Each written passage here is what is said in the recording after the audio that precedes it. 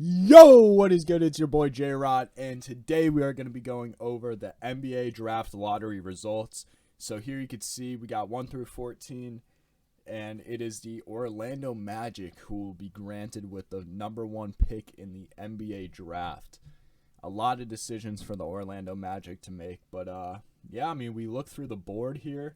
The Sacramento Kings sneaking up to the 4th pick was very good for the Kings, especially after getting rid of Tyrese Halliburton for Sabonis. So right away, it's weird because like out of all of them, that's kind of the one that caught my attention, as well as the Detroit Pistons, because the Pistons, it would have been really nice if the Pistons could have snuck in top 3 or even 4 here.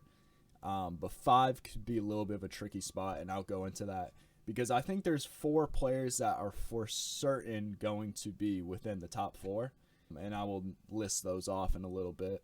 Trailblazers at 7 is a little bit rough because, Dame Dollar that was there. They were hoping to really go up in the draft, because the Portland Trailblazers could have done a lot if they got themselves a top 3 or 4 pick, either if they wanted to go with a guy to, play with Dame Dollar, and hopefully that rookie could impact right away, and that would be a big difference maker. Or you could even use that pick to have a trade asset to bring in a guy to team up with Dame Dollar.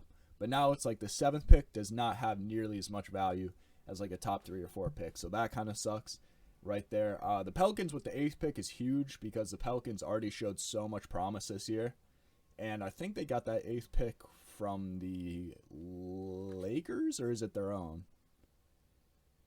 I'm not sure. But yeah, the 8th pick for the Pelicans. That is pretty big right there. You got the San Antonio Spurs, Wizards, Knicks, Thunder, Hornets, Cavs. Don't really have too much to say about the rest of these 2 teams. OKC having 2 lottery picks is pretty big. But yeah, let's get into these, man. I kind of want to do a quick prediction. I'm not going to go through 1 through 14 of who I think they're going to select, because, I need to look over more of what rookies are actually in the draft pool and what we got to select. But, going over the top 4. So I think the top 4 that are almost guaranteed to be drafted is going to be Paolo Banchero. You got Jabari Smith. You got Jaden Ivey. And then you got Chet Holmgren. Now, Chet Holmgren, I could see dropping a little bit, maybe to 5, 6, or even 7. But I really am confident that that is going to be the top 4 guys that get selected. And then from 5 and on, it gets a little bit questionable. So that's why for the Detroit Pistons, it's like, oh, now we really got to dive into this, because if it's top 4, we could have got one of those 4 players, and any of them would have fit into the team perfectly. Genuinely, any of those players I feel like would have been great.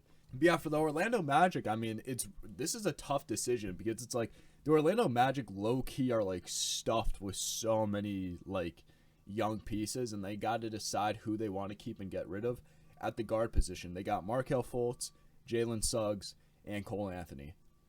Although you could probably roll with having one as a 6-man and starting the 2 other guards, eventually in the future you're going to have to pay these guys, and you're going to have to make the decision, all right, which guard are we going to get rid of? Is it going to be Cole Anthony? Is it going to be Jalen Suggs? Because Jalen Suggs, he showed some flashes in his rookie year, but overall was not a very good year from Jalen Suggs.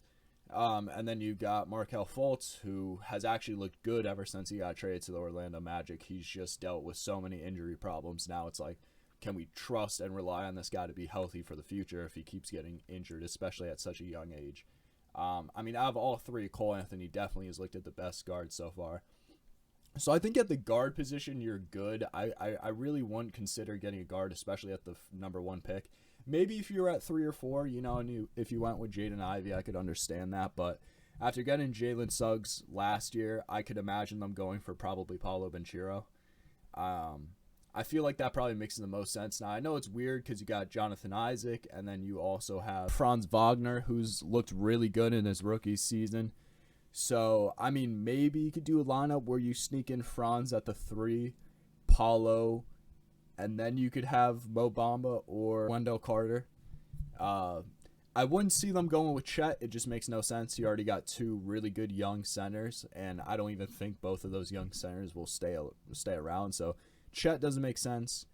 I really think it's between Jabari Smith and Paolo Banchero, and ultimately I think they'll probably go with Paolo Banchero.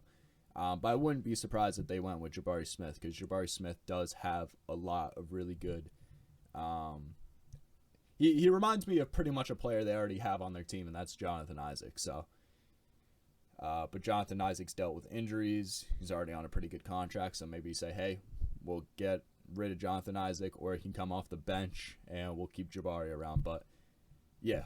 And then we got OKC. So, OKC, I could see OKC going for Chet. I really do. I feel like if Paulo goes number 1, then OKC will probably select Jabari Smith.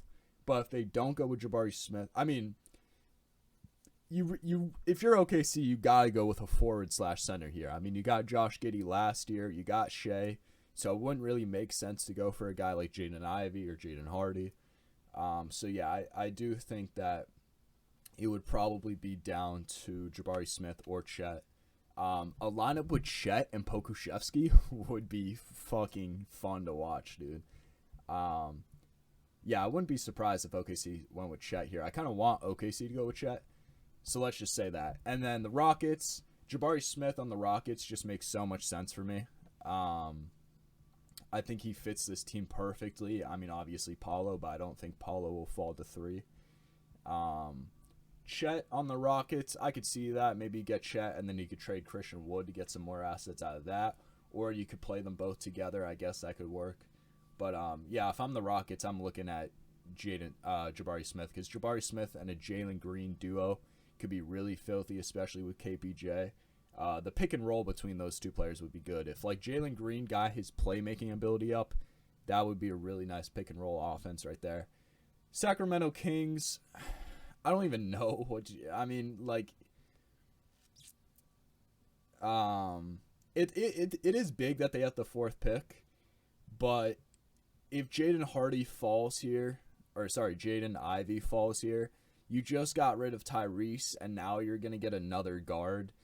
I mean, hey, maybe Jaden Ivey becomes just as good or even better than Tyrese, and then that Tyrese trade all along really didn't matter. I mean, really, you'd want to look for a small forward, because other than Harrison Barnes, they have no other guys that could play the forward position. But there aren't very many good top-heavy forwards in this draft, so maybe you could trade this pick and go down to 9 or 10 and get, like, some other assets out of it. But yeah, I mean, there's a lot of things that the Kings could definitely do here, but I'd say that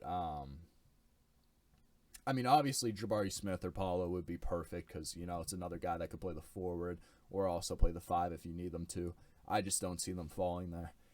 Then the Pistons are in a weird position, because it's like, oh, the top 4 guys just got selected, and now it's like anyone else. I like Jaden Hardy, although he kind of had some moments where he struggled in the G League. He also showed some flashes, so it's sort of be like a Jalen Green scenario. I'm not going to go past more. Like I said, I would have to go more into the draft pool and stuff like that. But yeah, that's a lottery right there. Let me know what you guys think is going to happen. Leave a like on this video if you enjoyed. Turn on those post notifications so you do not miss any future videos. Subscribe to the channel. And peace. Love y'all, man.